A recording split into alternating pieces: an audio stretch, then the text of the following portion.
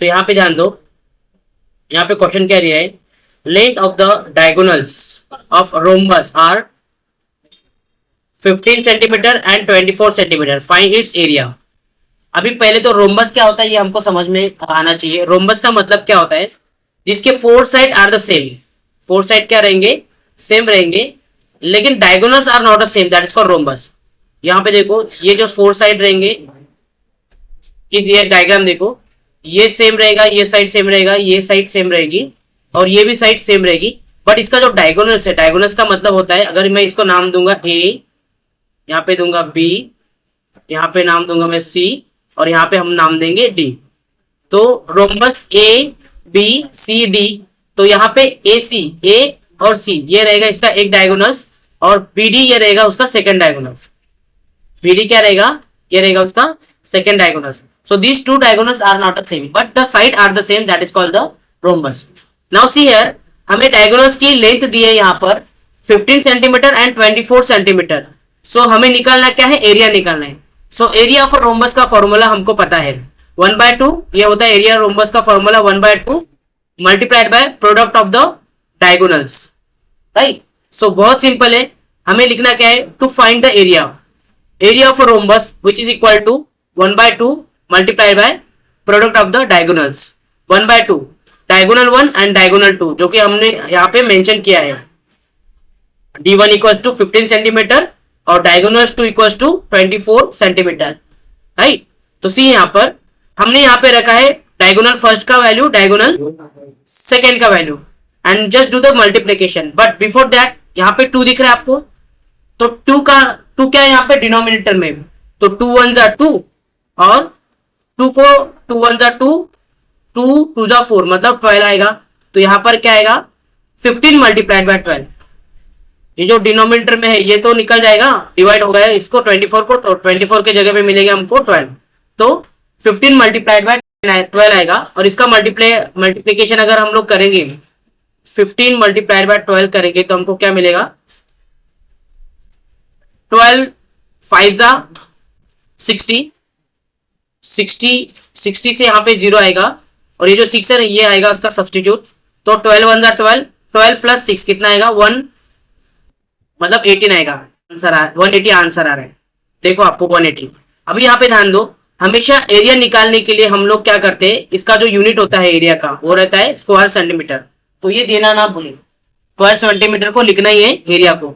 तो आंसर यहाँ पे लिखना है area of rhombus 180 square centimetre. समझ में आया, गुड। सेकेंड क्वेश्चन देखेंगे। Now see here second question, same thing as previous question. Second question में दिया है length of the diagonals of a rhombus are 16.5 centimetre and 14.2 centimetre, find its area. जैसे कि पहला क्वेश्चन हमने सॉल्व किया था, this question is also like the same, but यहाँ पे पॉइंट में आपको डायगोनल्स की वैल्यू दी है, तो पॉइंट में आंसर निकालने के लिए हमको पता है कि किस तरह से हम आंसर निकालते हैं। So see here solution in a rhombus D1 मतलब डायगोनल 1 कितना दिया है 16.5 सेंटीमीटर, और D2 कितना दिया है 14.2 centimetre. To find the area, how to find the area, the formula is given here, area of rhombus equals to 1/2 product of the diagonals. Diagonals कितना दिया है 1/2 लिखा है, प्रोडक्ट डायगोनल्स क्या दिया है D1 16.5 और D2 हम लोग लिखेंगे 14.2, जो कि यहाँ पे वैल्यू हमने मेंशन की है। Now let us see how to do the calculation this two numbers. अगर आपको पॉइंट में आंसर आता है तो इसको कैलकुलेशन करना बहुत इजी होता है। सबसे पहले हम लोग क्या करेंगे, ये जो 2 डिनोमिनेटर में, तो 2 1 जा 2 और इसको इससे हम लोग डिवाइड करेंगे। तो क्या करेंगे, पॉइंट में आंसर है यहाँ पे देखो, तो पहले इसको डिवाइड करेंगे, 2 7 जा 14 और 2 1 जा 2, एक डिजिट के बाद पॉइंट है तो यहाँ पे भी एक डिजिट के बाद पॉइंट आएगा, मतलब क्या आएगा 7.1, यहाँ पे क्या आएगा 7.1, और यहाँ पे 16.5 एज इट इज रहेगा। नाउ अभी 16.5 मल्टीप्लाइड बाय 7.1 इसका मल्टीप्लीकेशन करना है हमें। सो सी हियर मल्टीप्लीकेशन। अगर आपको पॉइंट का मल्टीप्लीकेशन नहीं आता है तो आप इसको अलग तरीके से कर सकते हो। यहाँ पे मैं आपको एक ट्रिक बताता हूं, यहाँ पे जान दो। ट्रिक ये रहेगी ना, 16.5 मल्टीप्लाइड बाय 7.1,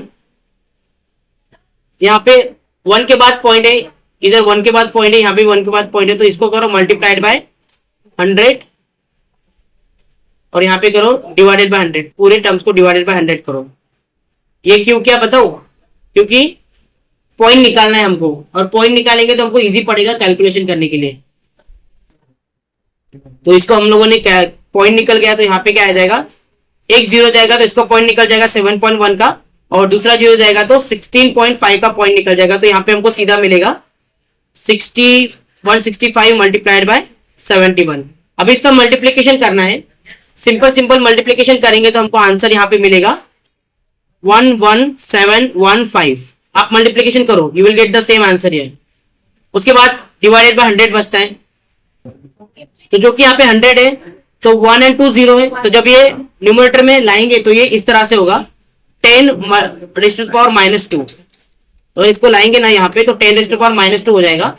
तो -2 का मतलब है, तो यहाँ पे हमको 2 डिजिट के बाद पॉइंट देना पड़ेगा, मतलब यहाँ पे पॉइंट देंगे, मतलब 117.15 ये इसका आंसर आएगा, जो कि यहाँ पे आंसर दिया दिखा है 117.15 स्क्वायर सेंटीमीटर। समझ में आया? Question number 3, if perimeter of a rhombus is 100, perimeter दिया, आपको पता है पेरीमीटर क्या होता है, we will discuss it later, पहले क्वेश्चन समझ लेते हैं। And length of the one diagonal is 48 centimetre. One length दिया है एक डायगोनल का, सिर्फ एक ही डायगोनल का लेंथ दिया है, बाकी का डायगोनल का लेंथ नहीं दिया है। What is the area of the quadrilaterals? Quadrilateral मतलब रोम्बस होता है, समझ लो ये बात को। पैरेललोग्राम सब क्या होता है, क्वाड्रिलेटरल्स होता है, तो उसका हमको क्या निकालना है, एरिया निकालना है। पहले तो हमको उस साइड का लेंथ निकालना पड़ेगा। Question number 3, question number 4 are the same question. पहले ये क्वेश्चन अगर समझ में आता है तो क्वेश्चन नंबर 4 भी बहुत अच्छे से समझ में आएगा। So let us see here, first of all understand what is the perimeter. अगर ये रोम्बस दिया है, सपोज करो this rhombus is given to you guys, suppose यहाँ पे रोम्बस दिया है, ये आपको रोम्बस दिया है जिसके 4 साइड आर द सेम, मैंने पहले बताया डायगोनल सिर्फ डिफरेंट होते, 4 साइड सेम होते। तो पेरीमीटर का मतलब ये होता है कि प्लस दिस साइड प्लस ये साइड और प्लस ये साइड, चारों भी साइड को हमको प्लस करना पड़ता है। मतलब क्या, 4 मल्टीप्लाइड बाय साइड, ये होता है उसका पेरीमीटर। 4 मल्टीप्लाइड बाय साइड क्या होता है, रोम्बस का पेरीमीटर। सो उसी तरह से हमको करना है। इसका पेरीमीटर ऑलरेडी गिवन अस 100, क्या दिया है 100। तो see here, perimeter of a rhombus is 100 centimetre, diagonals 1 दिया है 48 centimetre. To find the area, पहले तो हमको एक साइड निकालना है, क्योंकि पेरीमीटर दिया है तो एक साइड निकालना जरूरी है, राइट। तो यहां पे ध्यान दो, पेरीमीटर ऑफ अ रोम्बस 100, तो perimeter equals to 4 multiplied by side, ये फॉर्मूला है पेरीमीटर का जो हमने यहां पे रखा। So perimeter already given here, तो we can put here 100 equals to 4 multiplied by side. मैंने आपको एक वीडियो और बनाया है जिसमें मैंने आपको इक्वेशन किस तरह से फॉर्म होता है, और left hand side right hand side में अगर डिजिट या फिर कोई मल्टीप्लिकेशन शिफ्ट होता है तो कौन सा फॉर्म लेता है, तो ये मैं बहुत अच्छे से सिखाया, वो वीडियो भी आप देख लेना। यहाँ पे ध्यान दो, ये 100 जो है ना, ये इसी साइड से रहेगा, ये 4 इस साइड से मल्टीप्लाइड है। ये कौन सी साइड है, right hand side. Right hand side में अगर कोई चीज मल्टीप्लाइड होती है तो लेफ्ट हैंड साइड में जाके वो डिवाइड में चली जाती है। तो यहाँ पर मल्टीप्लाई है 4, तो ये जाएगा जब डिवाइड में, तो इसका क्या हो जाएगा, डिवाइडेड बाय 4 हो जाएगा। तो side of rhombus equals to क्या आएगा, 100 डिवाइडेड बाय 4। समझ में आया? इसको करेंगे 4 1 जा 4, 4 2 जा 8, और फिर बचता है 2 एंड 20, 4 5 जा 20, तो ये 25 है। मतलब एक साइड का लेंथ कितना आया, 25। ये जो एक साइड बता रहे ना यहाँ पे, ये एक साइड का लेंथ कितना आया, 25। समझ में आया? चलिए आगे बढ़ते। सो सी है, लेट अस, अगर सपोज ये रोम्बस मैंने एक टिपिकल डायग्राम निकाली, तो इसकी जो वैल्यू मैंने 25 सेंटीमीटर निकाली अभी पेरीमीटर से। Length A B equals to 25 centimetre. So diagonals D1 दिया है BD, D1 क्या दिया रहेगा, BD। सपोज करो ये BD को हम लोगों ने एक डायगोनल कंसिडर किया जिसकी वैल्यू ऑलरेडी क्वेश्चन में दी है 48 centimetre. Now what we have to draw here, और इसके मेन सेंटर के पॉइंट को हम लोगों ने वो कंसिडर किया, राइट। तो अभी हमको ये वैल्यू मिली, हमको BO निकालना है। जब हमको बीओ मिलेगा तो इसमें पाइथागोरस थ्योरम निकाल के हम लोग एओ निकाल सकते हैं, और जब हमको एओ में निकलेगा तो उसको डबल करके हम लोग पूरा जो डायगोनल रहेगा ए और ये पूरा सी निकालेंगे, पूरा डायगोनल का वैल्यू निकालेंगे। समझ में आ रहा है आपको किस तरह से ये क्वेश्चन सॉल्व हो रहा है? तो वही करना है हमको, यहाँ पे ध्यान दो। नाउ सी हियर बीडी आपको दिया है 48, ये जो बी और यहाँ पे डी दिखा रहा है ये है आपको 48। तो आप बता सकते हो कि डायगोनल, ये जो डायगोनल दिया है ना, ये डायगोनल ए डी ए सी और बी डी एक मिड पॉइंट में इंटरसेक्ट होते हैं। तो जो मिड पॉइंट है ना, इस ये मिड पॉइंट क्या होगा, इसको भी डिवाइड कर रहा है, ये साइड को भी डिवाइड कर रहा है, ये दोनों साइड को क्या कर रहा है, डिवाइड कर रहा है सेम प्रोपोर्शन में। तो अगर यहाँ पे ध्यान दो, अगर बी डी पूरा 48 होता है तो बी ओ, यहाँ पे जो दिख रहा है बी ओ, ये बी ओ कितना रहेगा, ये हाफ रहेगा ना। तो यहाँ पे ध्यान दो, यहाँ पे ए बी ने यहाँ पे हमको लिखना है बी ओ। बी ओ निकालने के लिए एक छोटा सा साइड निकालने के लिए बी ओ इक्वल टू क्या करना पड़ेगा हमको, इक्वल टू 1/2, यहाँ पे इसको रेज करके बी डी लिख दो, बी डी, राइट। चलो बीडी का वैल्यू कितना दिया है 48 सेंटीमीटर, तो यहाँ पे बीडी का वैल्यू देखेंगे 48 सेंटीमीटर, 48 का हाफ मिलता है 24 सेंटीमीटर। ये 24 सेंटीमीटर किसका वैल्यू निकला रे, बीओ का, किसका निकला, और बीओ क्या है, ये है, दिस इज द बीओ, ये और ये है बीओ, अंडरस्टूड। सो ये क्या है 24 centimetre. What we drawn before AB equals to 25 centimeter. Now we have a BO as well 24 centimeter. Now what should we have to draw here? AO. ये पूरी side निकालनी AO, राइट। तो इसमें Pythagoras theorem लगा सकते हैं। देखो see here we know very well this is the 90 degree angle, और इसके अपोजिट का होता है जो 25 सेंटीमीटर हम लोगों ने निकाला, और यहाँ पे 24 अभी निकला हमारा BO is AB equals to 25 और BO equals to 24।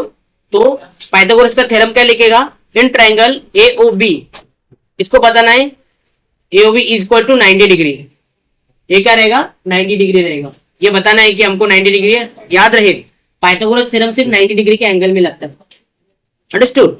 सो यहाँ पर ये जो AB रहेगा हाइपोटेनियस, ये BO रहेगा बेस और AO रहेगा हाइट।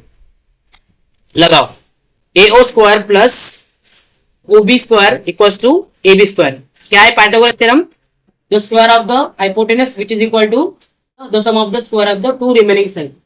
ये है हाइपोटेनस, देखो sum of the square of the two remaining side, remaining side क्या है BO स्क्वायर और AO स्क्वायर इक्वल्स टू क्या आएगा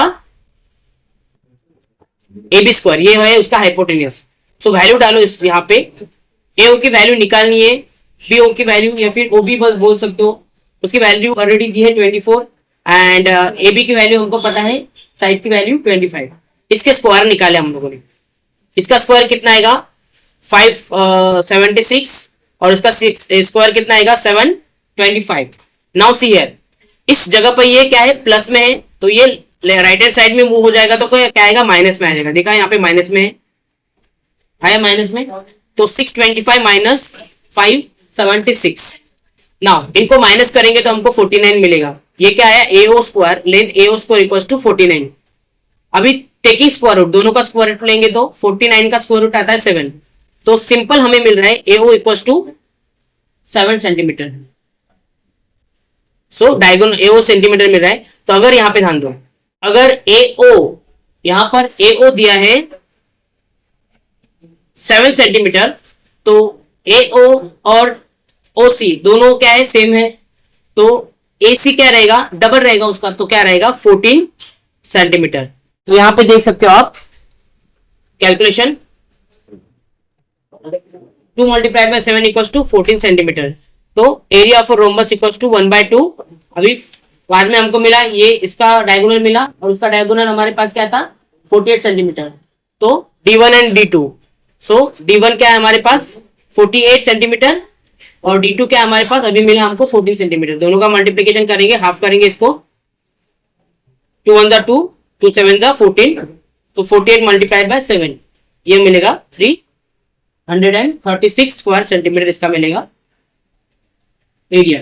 अंडरस्टूड। फोर्थ वाला भी सेम है। अभी ये आपको होमवर्क करना है करके, ये समझ में आया? कोई डाउट है? I will post it accordingly, आपको इसको बहुत अच्छे से रीड करना है।